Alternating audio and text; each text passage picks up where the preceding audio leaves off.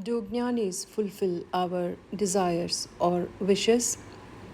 As narrated by Sri Narayana Iyer, an ardent devotee of Sri Ramana Maharshi. One day, when I was sitting by the side of Sri Bhagavan, I felt so miserable that I put the following question to him. Is the sankalpa or wish of the jnani not capable of warding off the destinies of the devotees? Bhagavan smiled and said, does the jnani have a sankalpa at all? The Jivan Mukta can have no sankalpas whatsoever. It is just impossible. I continued, then what is the fate of all of us who pray to you to have grace on us and save us? Will we not be benefited or saved by sitting in front of you or coming to you? What use is there then for family men like me to gain by coming here to you? Bhagavan turned graciously to me and said, let's compare trouble or bad karma to an arrow.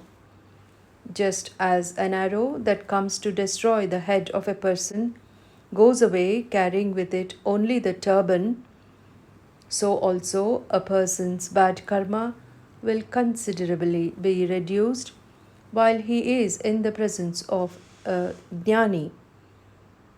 Jnani has no sankalpa, but his sannidhi or presence is the most powerful force.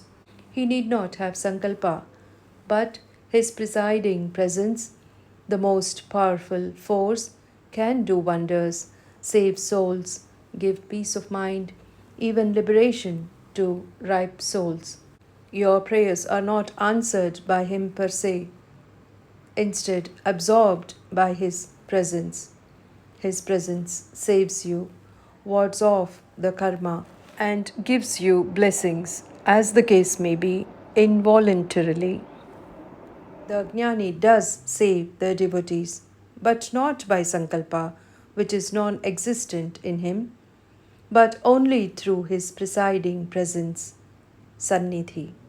Due to the presence of sun, plants make food. Due to the presence of a huge tree, travelers take rest under its shade. Neither the tree nor the sun is aware of its beneficial qualities. Likewise, with the divine presence of jnanis. I was filled with joy. Even today, his presence is the most powerful thing, and that alone, I am confident, saves me.